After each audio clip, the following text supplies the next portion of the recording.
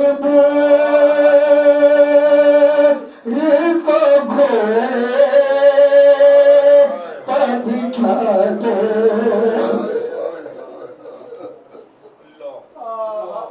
ایک مجبور کو گھوڑے پر بٹھا دو لینا منتاج شمیر کا خنجر میری گردن کا منتاج شمیر کا خنجر میری گردن کا زندگی کی نہیں مرنے کی دعا دو زینب آخری وقت ہے مرنے کی رضا دو زینب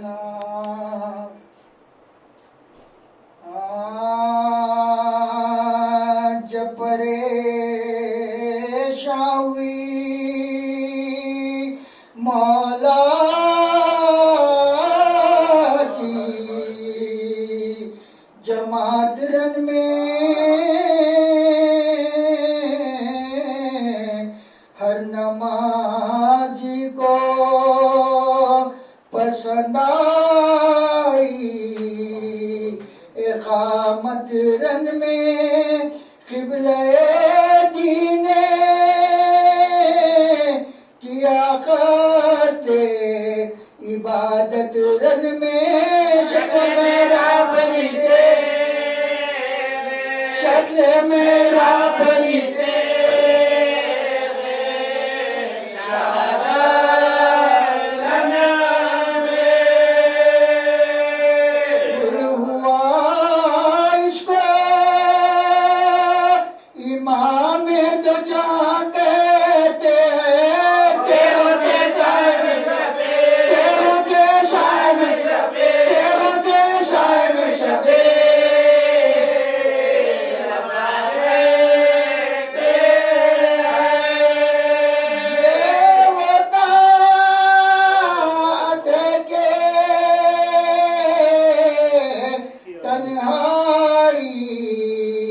ادا کرتے ہیں میرے عاشق شمشیر رہا کرتے ہیں سر قلم ہوتا ہے وہ شکر خدا کرتے ہیں صادق الوعد صادق الوعد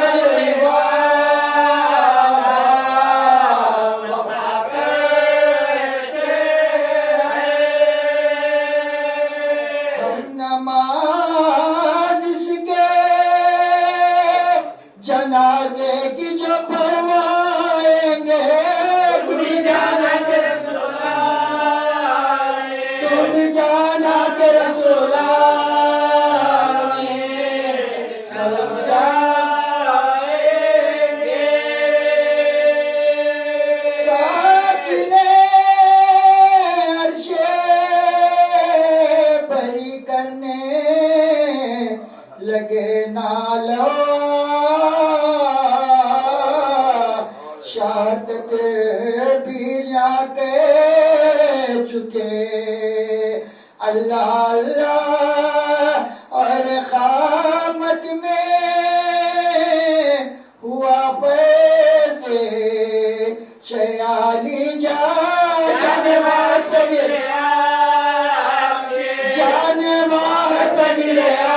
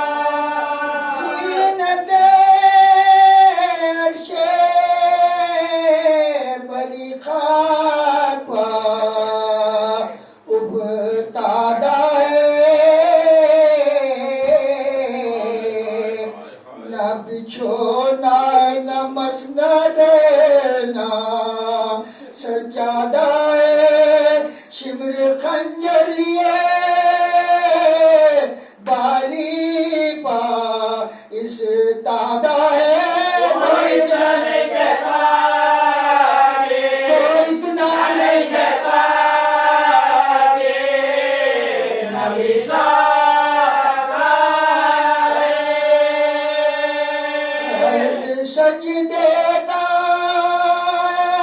ادھر قبلہ دی کرتا ہے نیت عبادت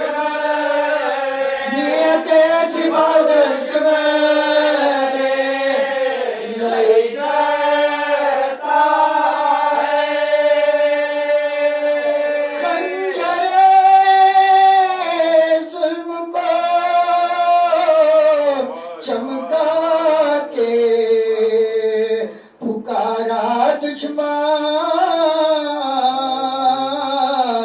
بہت سگا ہے نبوی کاٹو میں اب یا گردان بول شے جس میں تو راضی ہو نہیں جائے تو حلق نبی ہے حلق نبی ہے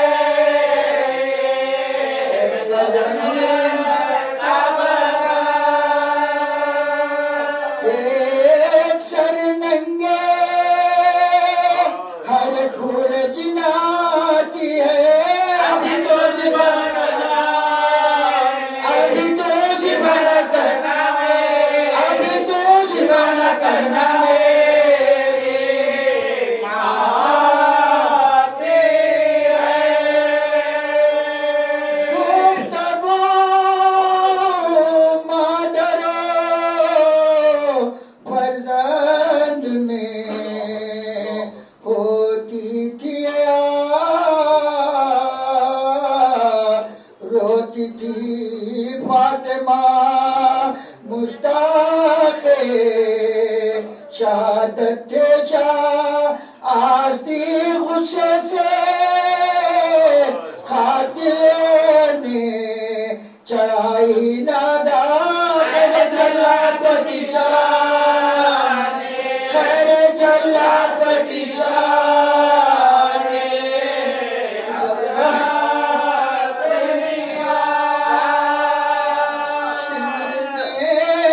پوچھا تمہیں عذر کو یاد تو نہیں بول شاہ دیکھ لے دروازے بول شاہ دیکھ لے دروازے بول شاہ دیکھ لے دروازے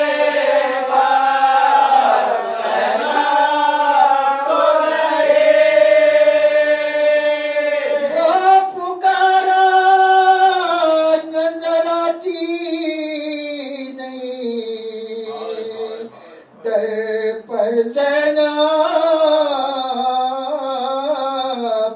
پھرتی پھرتی خیمے میں کھلے سر زینب گئے سراچوں سے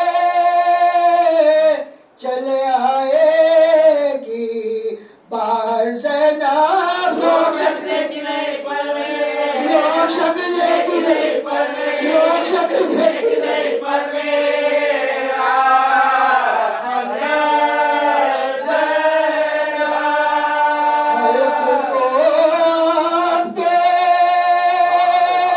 بے خوف و خطر کا چنگا ایک خنجر سے بہن بھائی ایک خنجر سے بہن بھائی ایک خنجر سے بہن بھائی کا سرکار لوگا آئی زینا کی صدائے شمرے تو نابینا ہے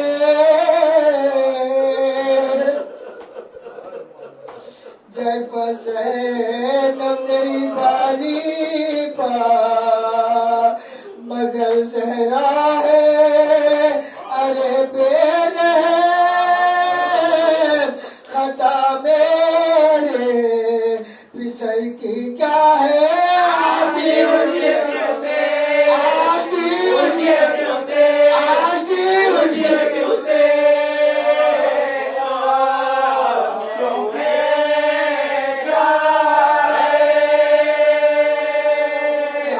سے پالا تھا میں نے تیرے خنجر کے لیے میرے بچے کو نہ کیسے میرے بچے کو نہ کیسے میرے بچے کو نہ کیسے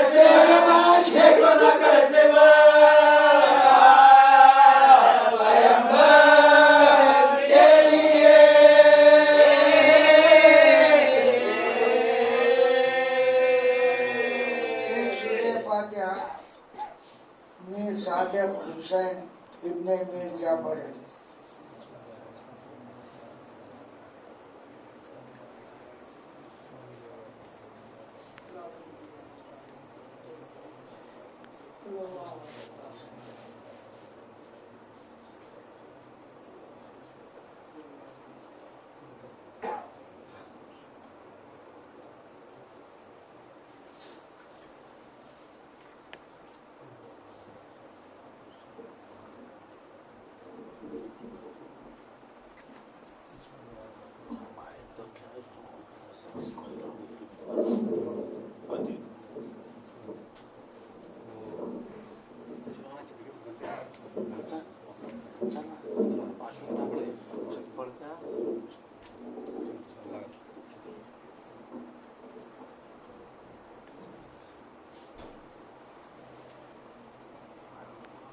محمد وآل محمد صلی اللہ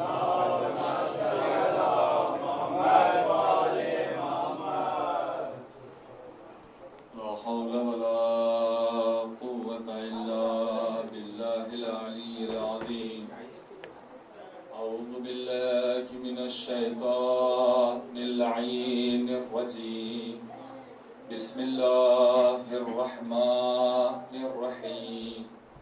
الحمد لله الذي نور قلوبنا بولاية علي بن أبي طالب.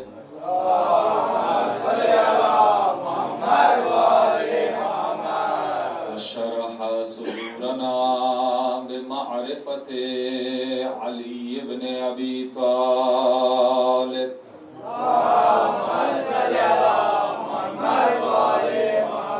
وزين مجالسنا بذكر علي بن أبي طالب.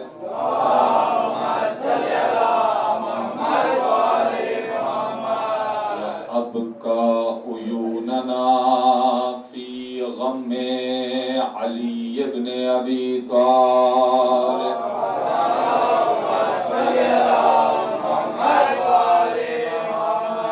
الصلاة والسلام على أبي العلي وعلى أم العلي وعلى زوجة العلي وعلى أبناء العلي وعلى بنات العلي. الصلاة والسلام على أنصار العلي وعلى محب العلي. ولعنة الله على أعداء العلي. أما بعد فقد قال سبحانه وتعالى في محكم كتابه الكريم وهو أصدق الصادقين وقوله الحق. بسم الله الرحمن الرحيم. الحمد لله الذي أنزل على عبده الكتاب. ایک صلوات پڑھ دو محمد.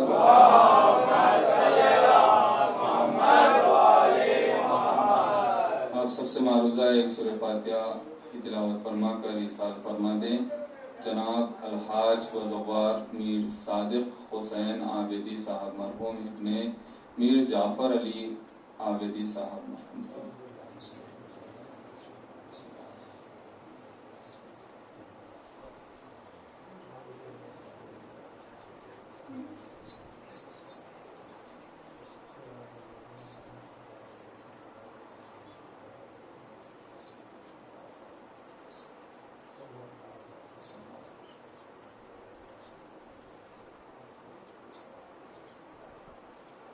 اللهم تقبل منا هذه التلاوة. صلوات پر محمد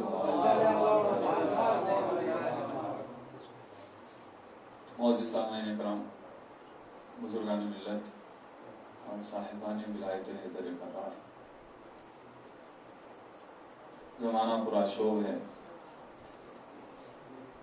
حالات خوشگوار نہیں ہیں، وبائیں اپنے عروج پر ہے، بہت سارے سوالات مومنین کے قلوب میں گھر کر رہے ہیں کہ اس بار محرم کیسے ہوگا، اس بار کیا ہوگا، طرح طرح کے سوالات مومنین اپنے قلوب میں لے کر پریشان ہیں۔ اس سوال کا جواب اگر کہیں مل سکتا ہے تو وہ اہل بیت طاہرین علیہ السلام ہمیں آسانی سے دیں گے۔ جیسے اور اس سوال کا جواب صرف اور صرف وہی بنتا ہے جو جناب عبد المطلب نے ابراہہ سے خانہ کعبہ کے بارے میں کہا تھا۔ کیا ہوا تھا؟ جب ابراہہ کے لشکر نے خانہ کعبہ پر چڑھائی کی اور تمام تر جانوروں کو بھی اپنے حصار میں لے لیا، یعنی قبضہ کر لیا، جناب عبد المطلب پہنچے ابراہہ کے پاس۔ جانے کے بعد کہا کہ میرے اونٹ کہاں ہیں؟ تو ابراہ کہتا ہے کہ میں نے تو سوچا تھا تم کعبے کے مجاور ہو، تمہارے پاس کعبے کی کنجیاں ہیں، تم خانہ کعبہ کے بارے میں سوال کرو گے اور تم سوال کر رہے ہو اپنے اونٹوں کے بارے میں۔ تو ابراہ کو جواب دیا، جناب عبد المطلب نے کہا کہ اے ابراہ، میں ان اونٹوں کا مالک ہوں، ان اونٹوں کا رازق میں ہوں، ان کی ذمہ داری میرے لیے ہے، میرے سر پر ہے۔ جو خانہ خدا کا مالک ہے، جو خانہ کعبہ کا مالک ہے، وہ اس کی حفاظت کر لے گا، میں اپنے اونٹوں کی حفاظت کرتا ہوں۔ تو بس ہمیں عزاداری کے بارے میں اتنا ہی سوچنا چاہیے کہ یہ عزاداری ذمہ داری ہے اس خدا کی، تو وہ کر لے گا، جس طریقے سے بھی کروانا ہو کروا لے گا۔ ہمیں بس اتنی فکر کرنی چاہیے کہ ہم اپنے گھر میں جو مجلس کرتے تھے وہ کس طریقے سے کریں گے۔ ایک صلوات پڑھ دیں محمد وآلہ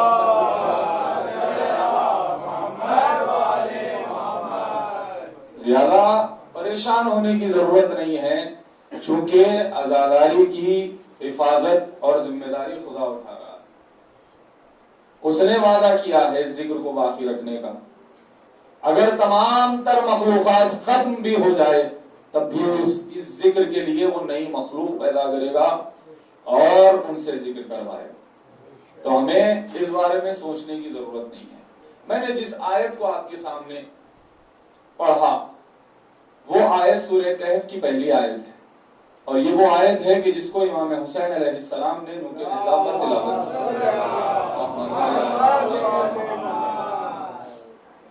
اسی آیت کی تلاوت امام حسین علیہ السلام نے نو کے نیزہ پر کی تھی، اور اس سورے کا تعلق آج کی شب سے زیادہ ہے۔ چھٹے امام امام جعفر صادق علیہ السلام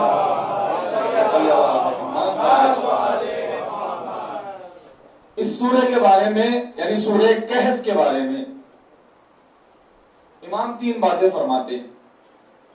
پہلی بات امام کہتے ہیں کہ اس سورے کی آخری آیات کو جو بھی پڑھ کے سوئے گا وہ جس وقت چاہے گا اٹھ جائے گا، یعنی نیند پر ہمارا قابو نہیں ہوتا، ہمارا اختیار جب ہم سوتے ہیں تو ختم ہو جاتا ہے، ہم اپنے آپ میں نہیں رہتے۔ تو امام فرماتے ہیں کہ اس سورے کی آخری آیت کو اگر کوئی اس نیت سے پڑھے کہ میں فلاں وقت اٹھ جاؤں، جاگ جاؤں، تو وہ ضرور جاگے گا۔ اور اس کے بعد امام فرماتے ہیں کہ یہ سورہ اگر کوئی شب جمعہ پڑھتا ہے تو گویا اس نے اگلے جمعے تک، یعنی ایک ہفتہ، اس نے کفارہ ادا کر دیا۔ ہمارے یہاں پر صدقات اور کفارے میں فرق رکھا گیا. کفارہ کب ادا کیا جاتا ہے اور صدقات کب دیے جاتے ہیں. بے شک دونوں سے جان کی نجات ملتی ہے، یعنی انسان کی جان، مال، عزت، آبرو محفوظ ہوتی ہے، لیکن دونوں میں ذرا سا فرق ہے، تھوڑا سا فرق ہے. صدقات کے لیے کہا گیا کہ تم سفر پہ جا رہے ہو تو صدقہ نکال کر جاؤ، کسی کام کو لیے تم قدم آگے بڑھا رہے ہو کسی کام کے لیے تو صدقات دے کر انجام دو تاکہ تم محفوظ رہو. لیکن کفارہ کب نکالا جاتا ہے؟ امیر المومنین کی خدمت میں ایک شخص آیا، اللہم صلی علی محمد، آن کر اس نے سوال کیا، کہا کہ مولا میں نے اپنے بارے میں آج دیکھا ہے، نجومی تھا، کہ آج کے دن میں کسی سے بھی مقابلہ کروں گا تو میں جیتوں گا، مجھے فتح حاصل ہوگی. تو امیر المومنین کہتے ہیں بے شک تو آج کے دن کسی سے بھی لڑے گا تو جیت جائے گا، فتح یابی تجھے نصیب ہوگی. تو اس نے کہا کہ مولا پھر تلوار اٹھائے، میں آپ سے جنگ کرتا ہوں. تو مولا نے کہا اچھی بات ہے. تلوار نکالی اور اس کے بعد مولا کائنات ایک لمحے کے لیے پیچھے پلٹے اور اس کے بعد جنگ کرنا شروع کی اور وہ زیر ہو گیا. اس نے کہا کہ مولا ابھی آپ نے کہا تھا کہ میں کسی سے بھی لڑوں تو میں جیت جاؤں گا، اور میں آپ سے ہار گیا اور آپ ہی کی بات غلط ہوئی. تو مولا نے کہا کہ نہیں، بے شک تو جیت جاتا، تو نے ایک چیز کو ترک کیا، وہ تھا کفارہ. میں نے جو ایک لمحے کے لیے میں جو مڑا تھا، میں نے کفارہ ادا کیا جس کی وجہ سے میں تجھ پر غالب آ گیا. ایک صلوات پڑھ رہے محمد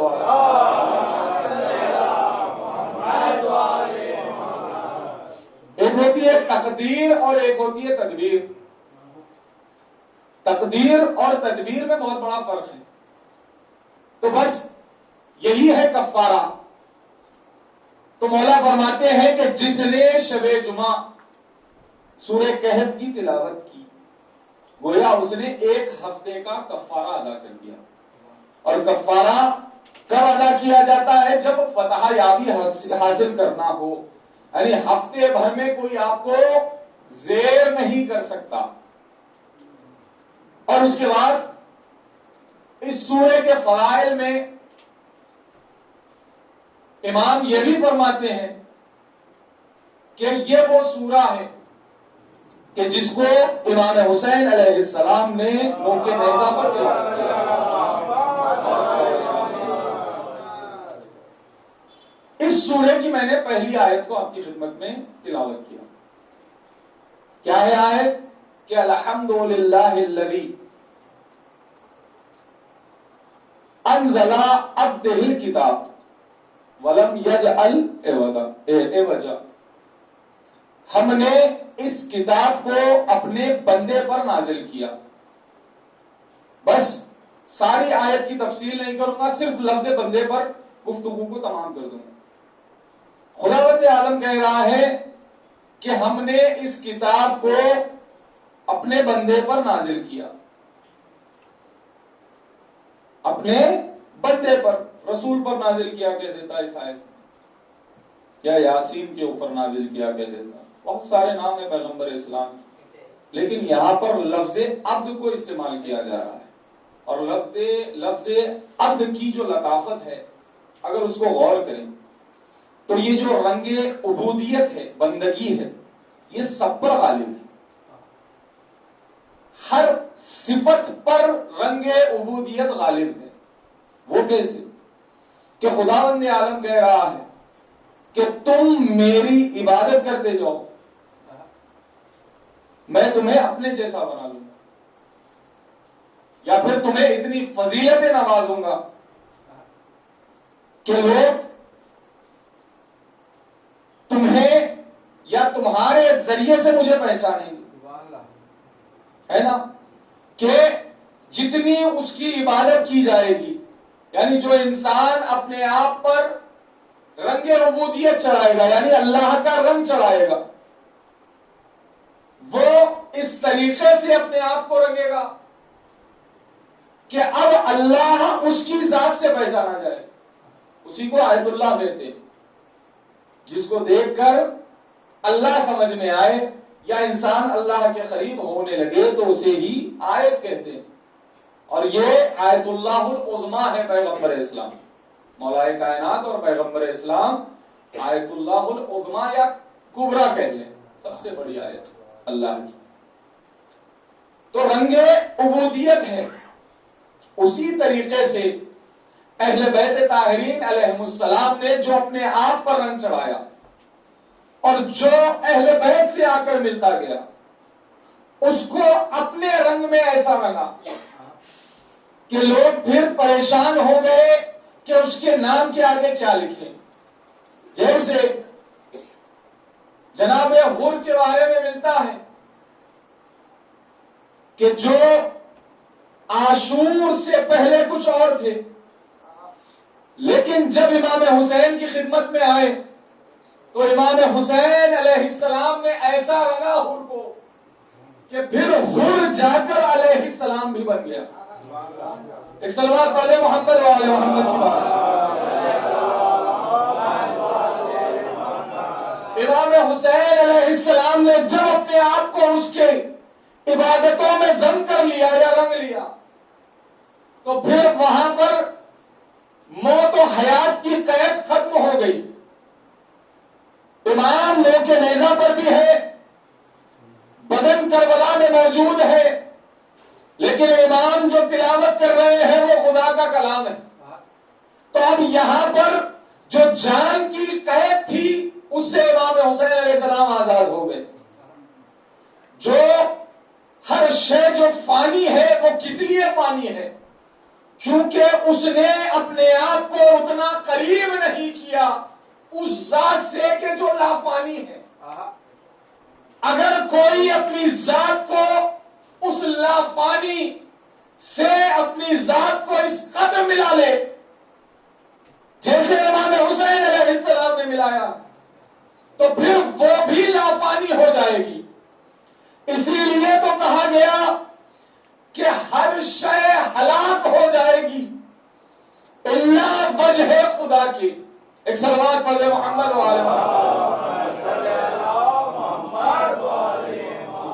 اور اس وجہ کی بہت ساری تفسیریں، صرف الفاظ پر ہی ہم الفاظ کو کافی نہ سمجھیں. جو ظاہر ہے قرآن کا ظاہر اور ہے اور باطن اس سے زیادہ عمیق ہے. اگر اس کے باطن میں جائیں گے، اس کی تہ میں جائیں گے تو بہت سارے مطالب نکل کر آئیں.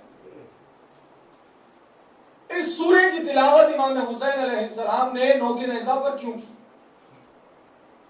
ایک مقام پر ملتا ہے کہ مولا کی خدمت میں ایک شخص آیا، آن کر اس نے کہا کہ روح زمین پر امامت نہیں ہے، پیغمبر اکرم نے امامت بتا ہی نہیں، یا پھر پیغمبر اکرم نے اپنا کوئی جانشین مقرر نہیں کیا تھا، بعد میں جانشین بنائیں گے. امام حسین علیہ السلام نے اس سے سوال کیا، کہا کہ کیا تو سورہ کہف پڑھتا ہے؟ اس نے کہا کہ ہاں مولا پڑھتا ہوں. تو کہا کہ کیا یہ آیت پڑھتا ہے وَكَانَ غُلَامَيْنِ فِي الْمَدِينَةِ، یا پھر وَكَانَ غُلَامَيْنِ يَتِيمَيْنِ فِي الْمَدِينَةِ؟ تو اس نے کہا کہ ہاں مولا یہ آیت سورہ کہف کی آیت ہے. تو پوچھا اس کا مفہوم اور مطلب کیا ہے؟ تو وہ کہتا ہے کہ یہ آیت ان دو بچوں سے ہے کہ جو شہر میں رہتے تھے. مدینے کا مطلب شہر ہوتا ہے. جو شہر میں رہتے تھے، جن کے باپ نے ایک دیوار بنائی تھی، وہ اما الجدار فکانا غلامین فی المدینہ، یہ پوری آیت کہ ان کے باپ نے مدینے میں ایک دیوار بنائی تھی اور اس دیوار کے نیچے خزانہ چھپا کر رکھا تھا تاکہ اس کے بچوں کو بدبختی اور غریبی کا شکار نہ ہونا پڑے. تو امام حسین علیہ السلام نے کہا کہ بے شک تو صحیح کہہ رہا ہے. تو اب یہ بتا کہ آیا جس پیغمبر کو تو مانتا ہے، محمد مصطفیٰ کو تو مانتا ہے، تو آیا وہ پیغمبر افضل ہے یا وہ باپ ان بچوں کا؟ کہنے لگا کہ میرے پیغمبر افضل ہے، پیغمبر سب پہ افضل ہے. تو مولا نے کہا لیکن تیری قول کی تو خود تردید کر رہا ہے. کہتا ہے کہ وہ باپ جب دنیا سے جانے لگا تو اپنے بچوں کے لیے کچھ ایک سرمایہ جمع کر کے چھپا کر گیا تاکہ جب بچے بڑے ہو تو انہیں غریبی بدبختی کا شکار نہ ہونا پڑے. لیکن تو جس حساب سے کہہ رہا ہے کہ پیغمبر نے کوئی جانشین قرار نہیں دیا تو اس حساب سے پیغمبر نے اس امت کو بدبخت چھوڑ دیا، لاوارث چھوڑ دیا. تو اب بتا کہ یہ پیغمبر افضل ہے یا پھر وہ شخص افضل ہے. تو وہ خاموش ہوا. تو مولا کہتے ہیں کہ یہ آیت وہ آیت ہے کہ جو ولایت پر دلیل ہے. ایک سلام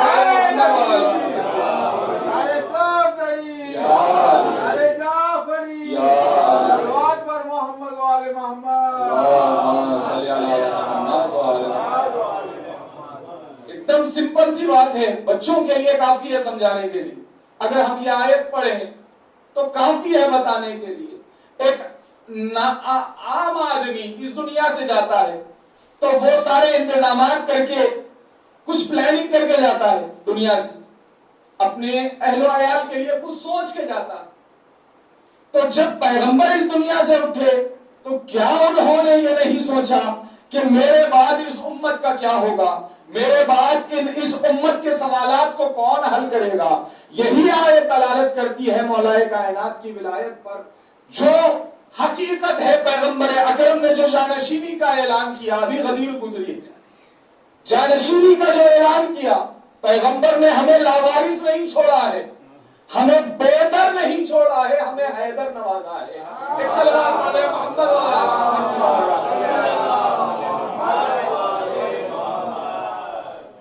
یہ وہ شخصیت ہے کہ جس نے اپنی زندگی میں کبھی کسی سوال پر نہ نہیں کہا، جس نے اپنی پوری زندگی نہ کا لفظ استعمال نہیں کیا کسی سوال کے مقابل میں.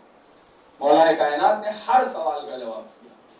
کیوں نہ ہو جب خداوند عالم نے انسانوں کو اپنی عبادت کے لیے پیدا کیا اور کربلا میں امام حسین علیہ السلام آواز دے رہے ہیں، فخرج حسین الى اصحابه وقال ما خلق اللہ العباد الا ليعرفوا.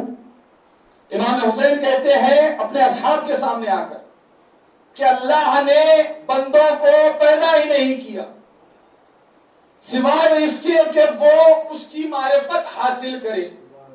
تو معرفت جب ایک بندہ حاصل کرے گا تو ہوگا کیا؟ تو امام فرماتے ہیں فَعَرَفُوهُ عَبَدُوهُ، جب اس کی معرفت ہوگی تب ہی اس کی عبادت ہوگی. فَعَبَدُوهُ، جب عبادت ہوگی تو کیا ہوگا؟ جب بندہ اس کی عبادت کرے گا تو نتیجہ کیا نکلے گا؟ فَعَبَدُوهُ استغنا عبادت ما سواک، جب بندہ اس کی عبادت کرے گا تو غیروں کی عبادت سے بے نیاز ہو جائے گا. تو بندوں کی خلقت اس کی معرفت کے لیے ہوئی، معرفت ہوگی تو عبادت ہوگی، عبادت ہوگی تو غیروں کی عبادت سے بے نیاز ہوگا. یہ امام حسین علیہ السلام کا فرمان ہے علی الاعلان. اب اللہ نے اپنی معرفت کے لیے ہم کو پیدا کیا، ہم جب اس کی معرفت کے راستے ڈھونڈتے ہیں تو کسی حساب سے کوئی راستہ ہمیں سمجھ میں نہیں آتا. کیونکہ کسی بھی چیز کی معرفت کے لیے اللہ نے جو طاقتیں ہمیں نوازی ہیں ان طاقتوں میں اللہ نہیں سماتا. آنکھ سے اسے دیکھا نہیں جا سکتا, ناک سے اسے سونگا نہیں جا سکتا, زبان سے اسے چکا نہیں جا سکتا, اور کان سے اسے سنا بھی نہیں جاتا, نہ ہاتھ اور پاؤں کے ذریعے سے اسے لمس کیا جا سکتا, اور نہ ہی عقلوں میں خدا آ سکتا. کیونکہ مولا فرما رہے ہیں کہ جو چیز تمہاری عقل میں آ جائے وہ تمہاری عقل کی مخلوق ہے, وہ خدا نہیں ہو سکتی. تو اللہ نے ہمیں جو طاقتیں دی ہیں ان طاقتوں کے ذریعے سے ہم اس کو سمجھ ہی نہیں سکتے. تو لازم تھا خدا پر کوئی ایک ایسی ذات بناتا یا کوئی ایک ایسا آئینہ بناتا جس میں دیکھ کر ہم اس کی قدرت کو سمجھ سکیں. لازم تھا کہ وہ اپنی قدرت کا آئینہ بناتا یا اپنی خلاقیت کا کوئی آئینہ بناتا, جو اپنے صفات ہے اس کے ان صفات کا کوئی آئینہ بناتا یا مظہر بناتا. تو کائنات میں جب ہم نے تلاش کیا اس کا علم کیسا ہے کہ وہ کسی سوال پر نہ نہیں کہتا. تو کائنات میں ایک ہی ذات ہمیں ایسی ملی کہ جس نے اپنی زندگی بھر سلونی سلونی کا دعویٰ کیا لیکن نا کا لفظ اپنی زبان پہ نہیں لائے. اس کی قدرت ہمیں کسی آئینے میں دیکھنے کو ملی تو وہ آئینہ امیر المومنین کی ذات ہے کہ جو مولا کہتے ہیں, مولا کا ایک فرمان ہے, کہتے ہیں کہ میں وہ ہوں کہ جو ماؤں کے ارحام میں تصویریں بناتا ہوں. تو اس کی خلاقیت مالک کی ہے لیکن اظہار ہو رہا ہے مولا کے ذریعے سے. ایک صلوات پڑھ لے محمد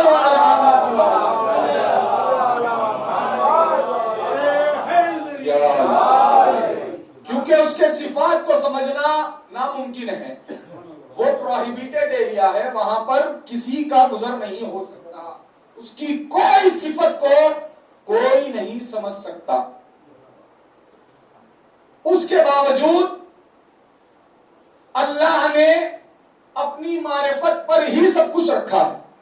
تو خداوند عالم نے اپنی معرفت کے لیے کچھ ایسی شخصیتیں ہم کو نوازی ہیں کہ جن کی عبادت کو دیکھ کر ہم ان کے خالق کو سمجھ سکتے ہیں, جن کی اطاعت کو دیکھ کر ہمیں اللہ کی اطاعت سمجھ میں آتی ہے. یہ ایک بڑا معمہ ہے, میں یہ لفظ پر شاید گفتگو کو تمام کر دوں کہ پیغمبر اکرم فرماتے ہیں کہ خدا کو کسی نے نہیں پہچانا سوائے میرے اور علی کے, اور مجھے کسی نے نہیں پہچانا سوائے علی کے اور خدا کے, اور علی کو کسی نے نہیں پہچانا سوائے میرے اور خدا کے. اس کو عربی میں کہا جاتا ہے مثلث, انگلش میں کہہ لے تو ٹرائنگل. مثلث کا میننگ کیا ہوتا ہے, مطلب کیا ہے اس کا کہ بھائی آپ سے سوال کرے کوئی کہ آپ کا گھر کہاں ہے, تو آپ کہیں کہ درخت کے سامنے, جھاڑ کے سامنے. تو پھر دوبارہ بندہ سوال کرے کہ جھاڑ کہاں ہے, درخت کہاں ہے, تو آپ کہیں گھر کے سامنے. ارے بھائی دونوں کہاں ہیں, تو کہا آمنے سامنے. تو کیا کوئی ان تین اشخاص میں سے کسی ایک کی معرفت حاصل کر سکتا ہے؟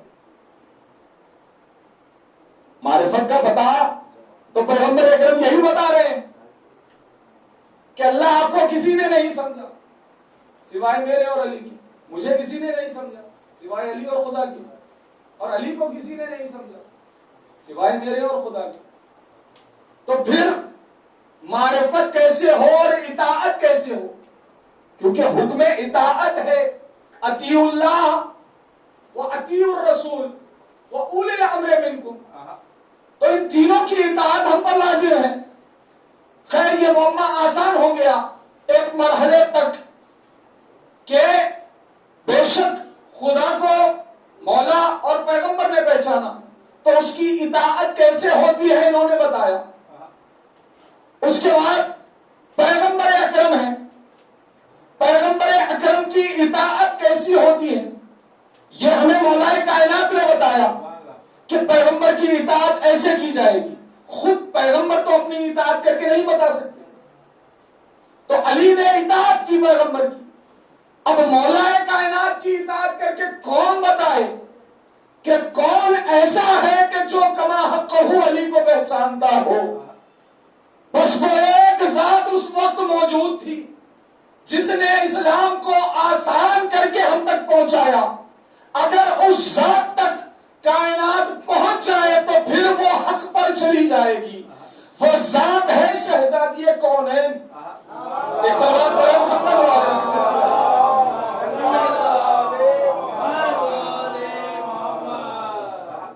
شہزادی کونین کے بارے میں بہت سارے سوالات لوگ کرتے ہیں. ان کی عصمت سے ہم کو کیا فائدہ ہے؟ شاید ابھی ان سوالات تک آپ نہ پہنچے، لیکن ایسے سوالات کے جو انسان تصور بھی نہیں کر سکتا. شہزادی کے بارے میں بھائی ائمہ اپنی جگہ پر، کیونکہ ان کی اطاعت ہم پر لازم ہے تو ان کا معصوم ہونا ضروری ہے. رسول خدا معصوم ہونا ضروری ہے. جو ہمارے یہاں پر بزرگین نے جو کلیہ دیا ہم کو، اگر ہم وہی پکڑ کر چلے تو زندگی میں کامیاب رہیں. کیا 14 معصوم، ہمارے یہاں 14 معصوم ہیں. تو سوال ایک یہ بھی اٹھاتے ہیں کہ ان کی عصمت کیوں ضروری ہے؟ تو آسانی کے ساتھ یہ سمجھ لے کہ ان کی عصمت سے ہم کو کچھ فائدہ نہیں ہے. فائدہ ہے تو عصمت ہائے خدا کو فائدہ ہے، یا پھر حجت ہائے خدا کو فائدہ ہے. یا اور آسان کر دو، 11ویں امام فرماتے ہیں کہ ہم تمام ائمہ تمام کائنات کی مخلوق پر حجت ہے. حجت کا معنی ہوتا ہے ہمارے دم سے ہے، ہم ہے تو یہ ہے، نہیں تو کچھ نہیں.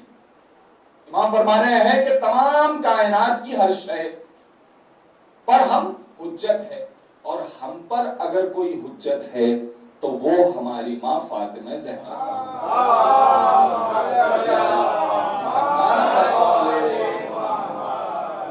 اور اس کے بعد فرماتے ہیں کہ ہم اپنی دعاؤں کو قبول کروانے کے لیے شہزادی کونین کا واسطہ دیتے ہیں.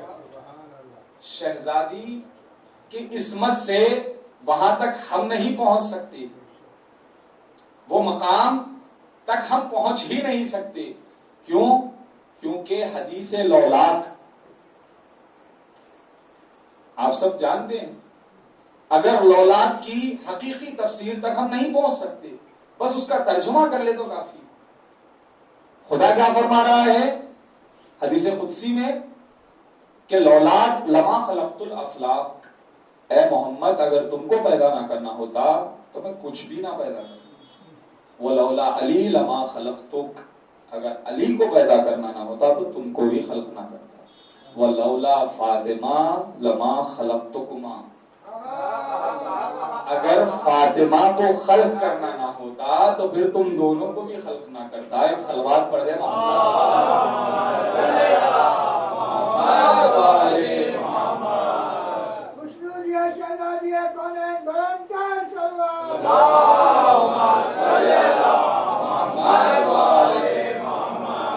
سے آسان کر کے وہ بات میں نہیں سمجھا سکتا کہ شہزادی کی عصمت کیوں لازم ہے. وہ حجاب عصمت ہے، وہ عصمت اللہ ہے. وہاں پر ہم کو جانے کی ضرورت نہیں ہے. اس در پر پیغمبر جاتے ہیں اور کہتے ہیں کہ السلام علیکی یا اہل بیت النبوہ و معدن الرسالہ.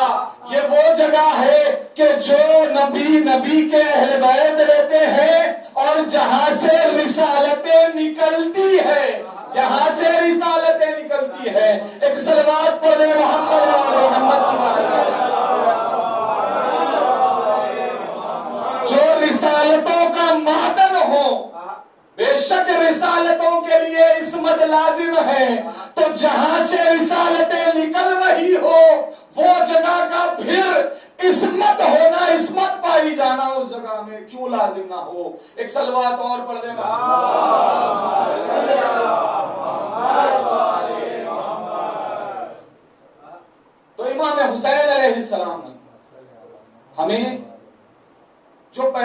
کیا اس سورہ کے ذریعے سے؟ سورہ کہف، اصحاب کہف کے واقعات آپ نے بہت بار اس واقعے کو جو خاص واقعہ ہے آپ نے سماعت فرمایا، اور ساتھ ساتھ جو پیغام ہے امام حسین علیہ السلام، نیزے کی بلندی پر بھی امام حسین علیہ السلام پیغام عبودیت دے رہے ہیں، بتا رہے ہیں کہ ہم اس سے کتنے قریب ہیں۔ اور آج کا جو روز گزرا، آج کے دن اسلام میں ایک بہت بڑا سانحہ گزرا۔ آپ سب نے ذاکر اول سے تمام مسائل کو سماعت فرمایا، میں آپ تک صرف مسائل پہنچاؤں گا، جب کبھی تصور آ جائے گریا کر لیے، کیونکہ ہو سکتا ہے تیزی میں بہت ساری باتیں نکل جائیں۔ سب سے پہلے کوفیوں نے امام حسین علیہ السلام کو خطوط لکھے، دعوت دی، کہا کہ حسین آپ یہاں آ جائیں۔ امام حسین علیہ السلام نے اپنے نائب کو، اپنے سفیر کو روانہ کیا۔ جناب مسلم علیہ السلام آئے کوفہ، آنے کے بعد بیعت لی تو لوگوں نے بیعت کی۔ اس کے بعد جناب مسلم علیہ السلام نے ایک نامہ لکھا، آقا اب آپ آ جائیے۔ اور جب وہ لیٹر روانہ ہو گیا، اس کے بعد جن لوگوں نے محبت کے دعوے کیے تھے وہ اپنے دعووں سے پھر گئے۔ بس ایک نماز کے وقفے میں حق اور باطل میں فیصلہ ہو گیا۔ جناب مسلم علیہ السلام یکو تنہا ہو گئے، ساتھ میں 2 بچے بھی جناب مسلم کے ہمراہ۔ جناب مسلم علیہ السلام کوفے کی گلیوں میں بھٹکتے رہے، رات میں پناہ لی۔ آپ سب سماعت فرماتے ہیں، طوا نامی ایک کنیز زہرا تھی، جب اس نے دیکھا کہ کوئی شخص ہے کہ جو باہر اس کے گھر کے بیٹھا ہوا ہے تو پوچھا کہ آپ کون ہیں، کہاں سے آئے ہیں؟ جناب مسلم نے کہا میں مسافر ہوں۔ تو کہا کہ زمانہ پورا شو گیا، اب آپ کے گھر کو واپس ہو جائے۔ تو جناب مسلم کہتے ہیں کہ جس کا گھر ہی نہیں ہے وہ کیسا جائے؟ تو پوچھا کہ آپ کہاں کے رہنے والے؟ کہا کہ میں مدینے کا رہنے والا ہوں۔ تو پوچھا مدینے میں کہاں رہتے؟ تو بتایا کہ میرا تعلق بنی ہاشم سے ہے۔ جیسے ہی بنی ہاشم کا نام سنا کہا کہ آپ جناب مسلم ہیں؟ جناب مسلم کہتے ہیں ہاں میں ہی مسلم ہوں۔ تو کہا کہ یہ آپ کی کنیز کا گھر ہے، آپ یہاں پر آ جائیں۔ جناب مسلم علیہ السلام کو پناہ ملی۔ ایک رات جناب مسلم نے عبادت کی، اللہ کی سے راز و نیاز میں گزاری، صبح کی پہلی پہر۔ اور ادھر جب ابن زیاد کو خبر ہوئی تو اس نے گھر کو حصار میں لینے کے لیے کہا۔ جب فوج جمع ہونے لگی تو جناب مسلم علیہ السلام نے کہا، تلوار کو نیام سے آزاد کیا اور گھر کے باہر جانے لگے تو طوا نے کہا کہ مولا آپ باہر مت جائیں۔ جناب مسلم کہتے ہیں کہ مجھے برداشت نہیں ہے کہ ایک اہل بیت کی خادمہ کے گھر کی توہین، یہ اہل بیت ہے، یہی مصائب ہیں، ان کے فضائل ہی ان کے مسائل۔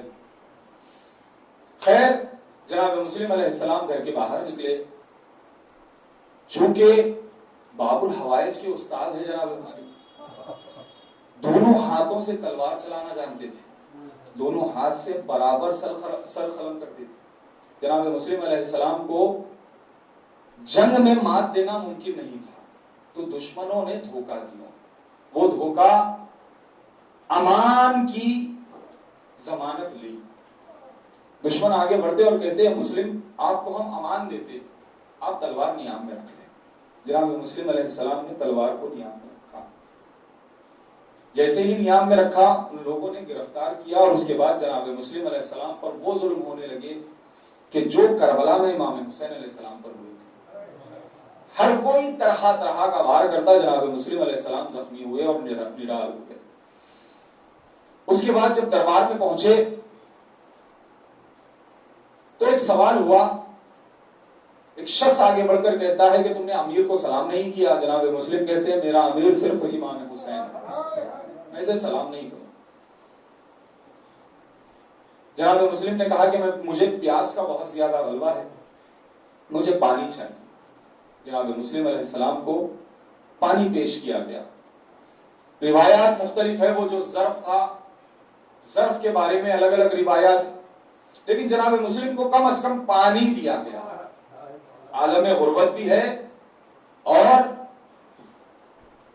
دربار ظالم میں موجود ہے، اس کے باوجود جناب مسلم کے سامنے پانی پیش ہوا. جناب مسلم علیہ السلام نے اپنے نزدیک اپنے دہان تک لے آئے. اتنے میں جب خون کے خطرات پانی میں گرے تو جناب مسلم کہتے ہیں کہ خدا یہی چاہتا ہے کہ ہم پیاسے. جناب مسلم علیہ السلام نے نظر اٹھائی اور کہتے ہیں کہ میں ان میں سے کسی سے وصیت کرنا چاہتا ہوں. تو ابن زیاد کہتا ہے کہ آپ کر سکتے ہیں، کسی سے بھی وصیت کر سکتے ہیں. تو اشارہ کیا ابن سعد کا. دیکھیں اہل بیت اس ملعون کی طرف بار بار اشارہ کرتے رہے. جناب مسلم علیہ السلام نے بھی اپنی وصیت کے لیے کہا تو ابن سعد سے کہا. کربلا میں امام حسین علیہ السلام نے آخری خطبہ بھی دیا تو اسی ہی مخاطب کر کے دیا. اور شہزادی زینب سلام اللہ علیہا نے جب اپنے بھائی کو زیر تیغ دیکھا تب بھی اس کا نام لیا. کہا کہ اے پسر سعد تو دیکھ رہا ہے اور میرا ماجا ہے ذبح ہو رہا ہے، وجہ کیا ہے اس ملعون کو بار بار مخاطب کرنی؟ اہل بیت بلا وجہ کوئی کام نہیں کرتے. اگر تاریخ کا مطالعہ کیا جائے تو یہ بات ہمیں آسانی سے سمجھ میں آئے گی کہ جب مولا کائنات کا دور حکومت تھا کوفے میں تو مولا ہمیشہ تیمارداری کے لیے قیدیوں کی جایا کرتے. جو قید خانے میں لوگ قید تھے ان کو دیکھنے کے لیے جایا کرتے. ایک روز امام حسین علیہ السلام نے ضد کی، کہا کہ بابا جان میں بھی آپ کے ہمراہ قید خانہ چلتا ہوں. امام علی علیہ السلام نے امام حسین علیہ السلام سے کہا کہ چلو میرے لال میرے ساتھ تم بھی چلو. یہ کہہ کر جب قید خانہ لائے اور قید خانے میں یہ ملعون اس جگہ پر قید تھا، ابن سعد قید تھا، اس جگہ پر اس نے امام حسین علیہ السلام کا دامن تھام لیا اور کہا کہ شہزادے آپ اپنے بابا سے کہہ کر میری ضمانت لے لے اور مجھے آزاد کروا دے. اس نے کہا تھا کہ مجھے آپ آزاد کروا دے اور میری ضمانت لے لے. امام حسین علیہ السلام نے اپنے بابا سے کہا کہ میں اس کی سفارش کرتا ہوں، میں اس کی ضمانت لیتا ہوں، آپ اسے آزاد کر دیں. مولا کائنات اس وقت بہت زیادہ گریہ کیا مولا نے، لیکن امام حسین علیہ السلام سے اس نے ایک وعدہ کیا. کہا کہ حسین یہ میرا وعدہ رہا کہ جب تک میری جان ہے تم کبھی بھی میرا سر مانگ سکتے ہو، میں تمہیں پہلی فرصت میں قربانی پیش کروں گا. اس نے یہ وعدہ کیا تھا جس کی وجہ سے ہر موڑ پر اہل بیت نے اس کی طرف اشارہ کیا، اسے بار بار چوکنا کیا. جناب مسلم علیہ السلام الغرض وصیت کی، کہا کہ میری زرا کو بیچ کر فلاں کو اتنے درہم و دینار دے دینا. اور اس کے بعد جناب مسلم کہتے ہیں خط میرے آقا کو لکھنا، کیونکہ میں نے اپنے آقا سے کہا تھا کہ یہاں پر حالات ٹھیک ہے، اب آپ کوفے کی طرف آ جائیے. اب تم اس خط میں لکھ دینا کہ حالات اچھے نہیں ہیں، کوفے کا رخ نہ کرنا، اور مسلم شہید ہو گئے. اس نے کہا جب جیسے ہی وصیت کو سنا اس نے علل اعلان چلا کر ابن زیاد سے کہتا ہے، ابن زیاد نے جناب مسلم کی طرف دیکھ کر کہا کہ تم نے ایسے شخص کو اپنا رازدار بنایا کہ جو راز کو فاش کر دیتا ہے، جو امانت میں خیانت کرتا ہے. تم نے غلط شخص کو وصیت کی ہے. اور اس کے بعد کہا کہ یہ دونوں وصیتوں پر عمل نہیں ہو سکتا. اس کے بعد جناب مسلم علیہ السلام نے بس ایک مہلت کہا کہ میں 2 رکعت نماز پڑھنا چاہتا ہوں. جناب مسلم علیہ السلام نے پھر عبادت کی. رنگ عبودیت ہے کہ اہل بیت اپنے آپ پر اس قدر طاری کر رہے ہیں کہ خداوند عالم نے وعدہ لیا ہے ان کا نام باقی رکھنے کا. جناب مسلم علیہ السلام نے 2 رکعت نماز پڑھی اور وہ سنت کے جو ہم ہر نماز کے بعد ادا کرتے ہیں اسے قائم کیا. کہا کہ السلام علیک یا ابا عبداللہ، السلام علیک یا ابن رسول اللہ. جیسے بھی ان جملوں کا ادا ہونا تھا امام حسین علیہ السلام اثنائے راہ امام حسین علیہ السلام نے کوفے کی زمین کو اشارہ کیا. کوفے کی زمین بلند ہوئی، بیویوں نے محمل کے پردے ہٹائے تو کیا قیامت کا منظر دیکھا کہ مسلم ہے اور جلاد ٹیپ کو لیے کھڑا ہے. عمر بن الحوائج نے دیکھ کر کہا کہ آقا مجھے اجازت دے میں مسلم کی مدد کو جاؤں گا. جیسے امام حسین علیہ السلام نے سنا کہا کہ اے عباس ذرا بام کے نیچے دیکھو. ماں زہرا اپنا دامن پھیلائے ہوئے آواز دے رہی ہے کہ مسلم میری آغوش میں آ جا.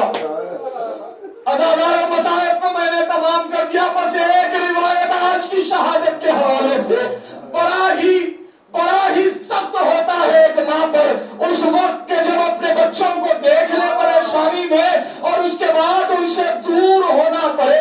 یہ مرحلہ ماں کے لیے بڑا سنگین ہوتا ہے. اگر ایک ماں اپنے بچوں کو پریشانی میں دیکھتی ہے تو پھر اس سے برداشت نہیں رہا جاتا.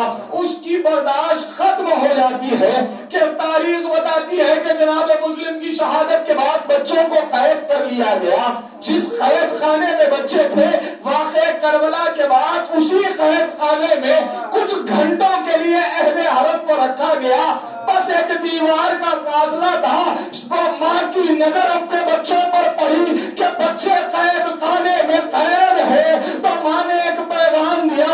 شہزادی زینب سے ماں کہتی ہے کہ اے شہزادی آپ میری یہ بات منوا لیجئے کہ یا ان بچوں کو آزاد کروا دے یا تو ہمیں ہمارے قافلے میں انہیں ملا دیجئے. شہزادی زینب نے پیغام ابن زیاد کو بھیجایا. اس نے منع کر دیا.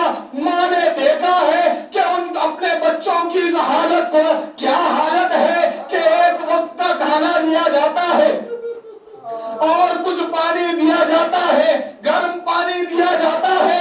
بچے دن بھر روزہ رہتے ہیں, رات میں افطار کرتے ہیں, پھر صبح میں کچھ پی لیتے ہیں اور اس کے بعد دن بھر ویسے ہی گزارتے ہیں. ماں نے جب یہ کیفیت اپنے بچوں کی دیکھی تو دل بھر آیا. لیکن عجیب قیامت ہے کہ ماں کو قید کر کے شام لے جایا گیا. بچے یہیں پر 1 سال تک قید رہے. نہ جانے ہر سال پر وہ ماں کیسے زندہ رہی ہوگی. الغرض مصائب کو میں نے بیان کیا.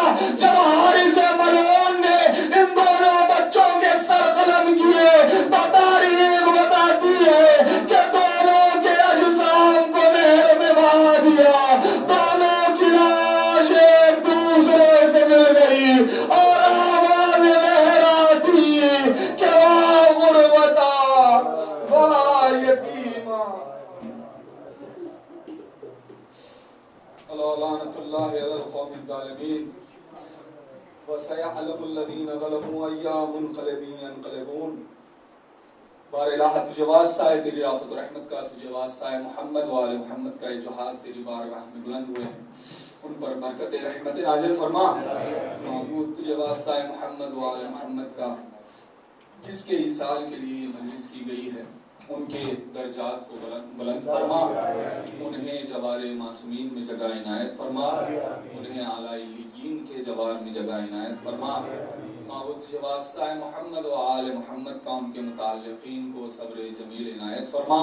معبود تجھے واسطہ ہے محمد و آل محمد کا شیعیان حیدر کرار جہاں جہاں بھی آباد ہیں ان سب کی جان و مال عزت و آبرو کی حفاظت فرما.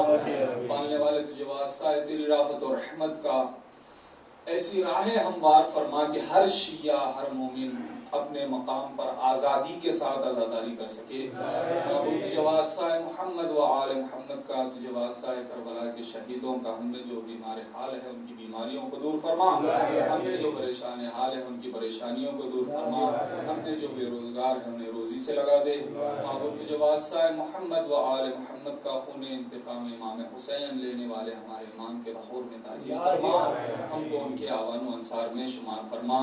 ربنا تقبل منا انک انت السمیع العلیم. آپ سب سے دوبارہ معروضہ ہے ایک سورہ فاتحہ پڑھ کر اصال فرما دے. الحاج و زوار میر صادق حسین عابدی صاحب مرحوم ابن میر جعفر علی عابدی صاحب.